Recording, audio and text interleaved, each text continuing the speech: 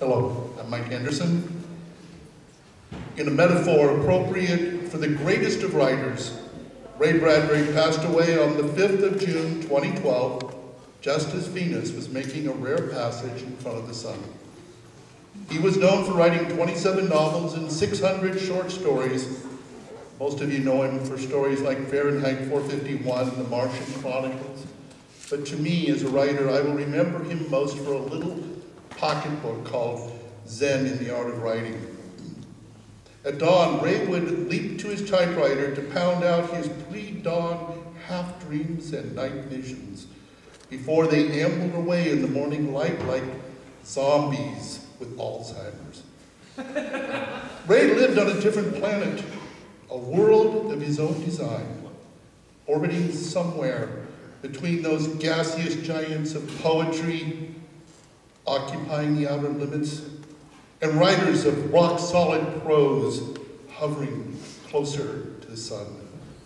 Cool and clear, his words flowed like water over the keys of the typewriter, and his stories were like rafts bobbing and weaving through rapids.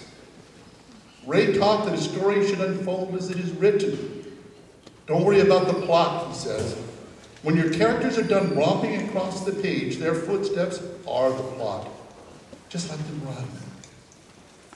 With these thoughts in mind, I endeavored to take a day and write something in memory of Ray. I got out of bed at 6:30, made coffee, read the paper, cleaned my desk, checked my mail, took care of business, and made sure my schedule was clear. Then I went to my wife, Bonnie, who's here tonight, around 9 o'clock, and I asked if she had any projects that needed tending before I sat down to write.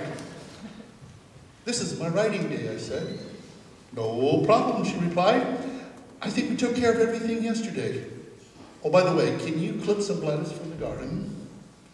I filled a bowl with fresh lettuce, which is abundant this year after this cool and wet spring. Then I looked in the cabinet for a sieve and washed the lettuce carefully with the spray attachment on the sink. Uh-oh. "Looks like we have a little hitchhiker," I said, tearing off a piece of lettuce with a young snail curled inside. Now, normally I would take the critter out to the compost pile, but being anxious to start writing, his fate was the garbage disposal. "Okay, the lettuce is done. Can I get started on my writing?" I asked.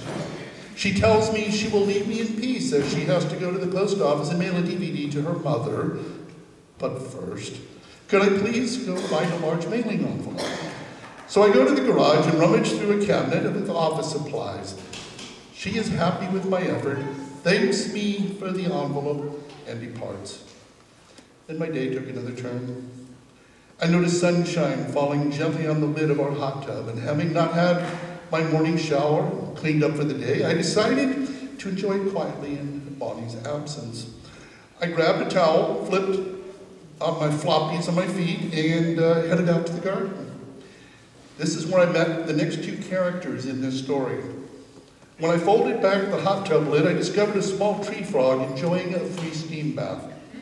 I carefully nudged him into the palm of my hand and set him free in the nearby vinca vines, knowing he will probably keep me awake tonight with his croaking.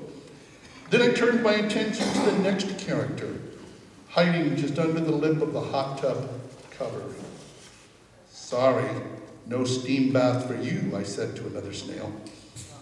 I thought of tossing him over to the fence into my neighbor's too-tall grass, but resisted the temptation. Instead, I squished him, sent his soul to join his late brother who had preceded him in death, and hopefully to meet his maker. At least, I hope that's what happens to the innocent souls of all species, not just humans. As I settled into the tub, I started to think about Ray Bradbury. Not his stories, but his advice on writing. Ray said, "Write 1,000 words per day, every day, and at the end of the year, you will have 365,000 words written." There should be a few good lines in there somewhere.